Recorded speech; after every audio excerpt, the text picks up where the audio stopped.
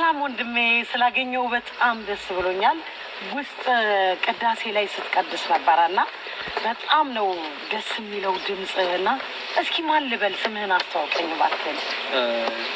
ዲያቆን ብሩክ ውሽንፍር አርጋው ይባላል። ውሽንፍር አርጋው። ውሽንፍር አርጋው ማለት ምናልባት አንተ አታቀኝ ይሆናል ወይ እንጂ ታቀኛለህ እንዴ? አንዴ አክሻለሁ። እኔና ውሽንፍር ቤተሰቦቼ አንድ ላይ ለብዙ አመት አንድ ላይ ሰርተናል።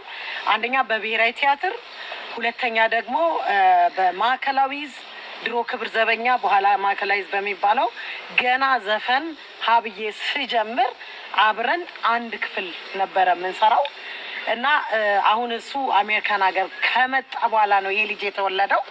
እንግዲህ እዚህ ሀገር ተወልዶ አድጎ እኔ ሲቀድስ ሳየው በእውነት ዋልድባ ገዳም ተወልዶ ያደገ ነው የሚመስለው እና አጋጣሚ ደግሞ ይሄ ቦታ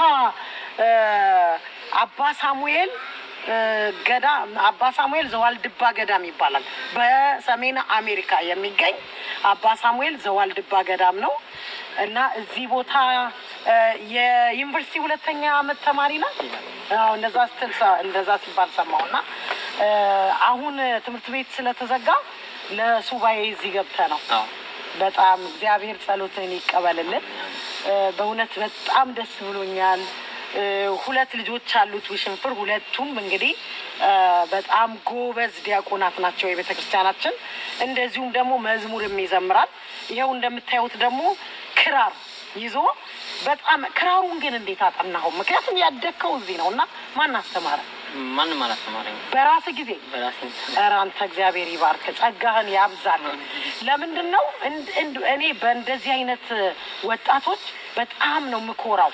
አሜሪካን ሀገር አድገው እንደ ኢትዮጵያ ተኮትኩተ ዋልድባ ገዳም ውስጥ ያደግክ ነው። እግዚአብሔር ይጠብቅ።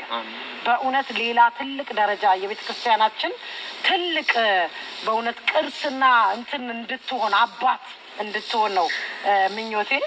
በእውነት የቤተ ክርስቲያን እና እግዚአብሔር የተመሰገነ ይሁን ስላገኘው። እኔም ዛሬ እንግዲህ ዝክር ነበረብኝ እና እዚህ በአባ ሳሙኤል ዘዋልድባ ገዳም ውስጥ ማህበር አለን። እዛ ማህበር ላይ ዛሬ እኔ ከጓደኞቼ ጋር 5 ሆነን ተረኛ ነበርም እና ያ እዛ ላይ ነው የተገናኘ ነው። እግዚአብሔር ይኸው እንግዲህ በዚህ በሚያምር ቦታ ተገናኝተናል። እስኪ አሁን በዚህ በክራርህ አንድ ዘምርልና። እሺ አስምርልኝ መስዋዕቴን ተቀበለ